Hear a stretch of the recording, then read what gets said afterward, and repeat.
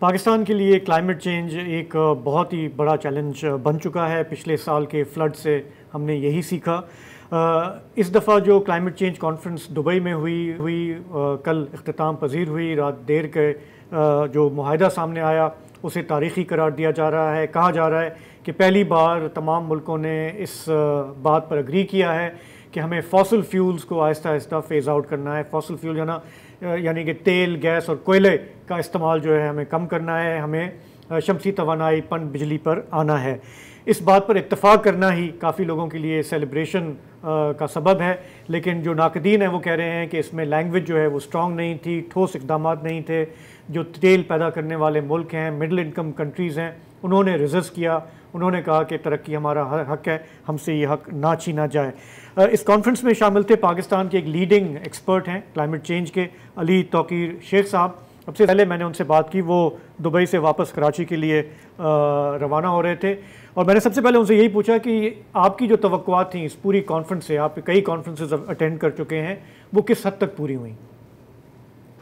سب سے ایکسپیکٹیشنز تھیں وہ بہت ہائی تھیں.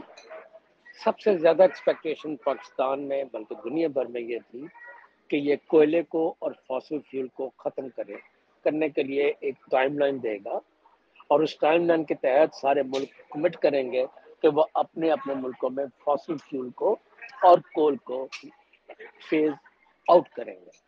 پریزیڈنسی یہ چاہتی تھی کہ فیز آؤٹ کی بجائے فیز ڈاؤن کی بات چھیڑی جائے، اور اس کا آرگومنٹ یہ تھا کہ پیرس ایگریمنٹ میں فاسل فیول کا لفظ بھی استعمال نہیں ہوا، اس میں صرف امیشن کا ذکر ہوا ہے.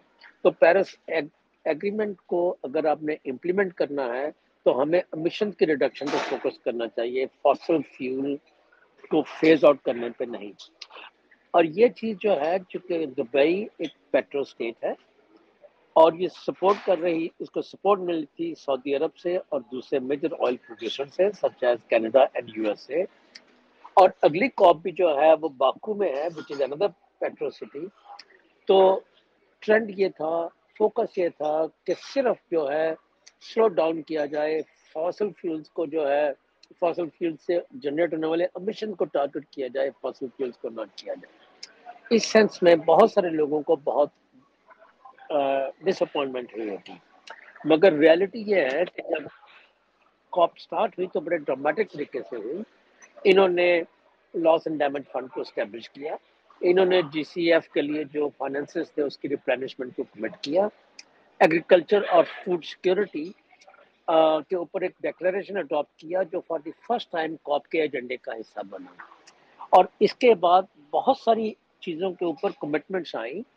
مختلف ملکوں نے 157 بلین ڈالر کے پلیجز کیے، اور یہ پلیجز موسٹلی جو تھے امپلیمنٹ ہوں گے تھرو بائیلیٹرل ارینجمنٹس اور through the private sector leveraging.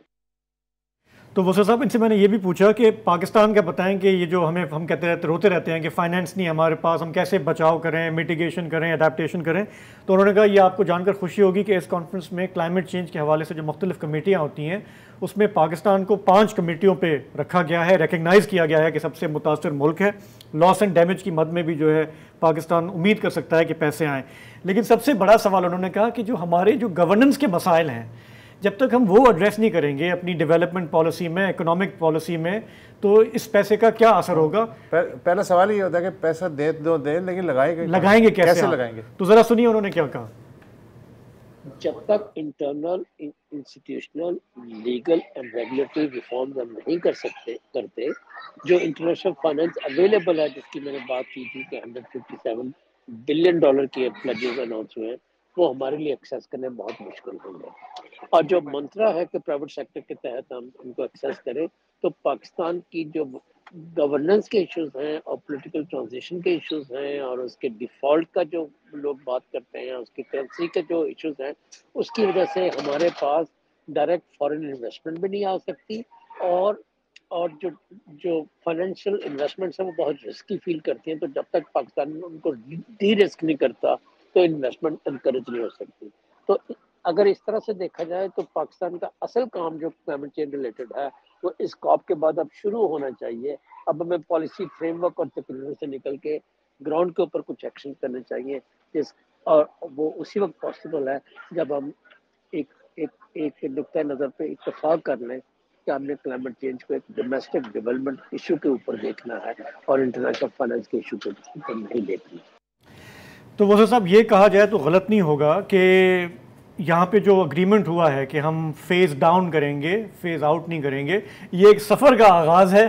ابھی بہت لمبا سفر پڑا ہے آگے، تب تک ہم جو ہے پلانٹ کی ریڑھ مارتے رہیں گے کیونکہ یہ سب کو چاہیے آخری درخت تک. یہ آئل کمپنیز، یہ کول کمپنیز، یہ گیس کمپنیز، یہ لابی. اچھا یہ تو مریخ میں چلے جائیں گے نا، وہ پانی کی تلاش اسی لیے جاری ہے. جی ہم بھگتیں گے.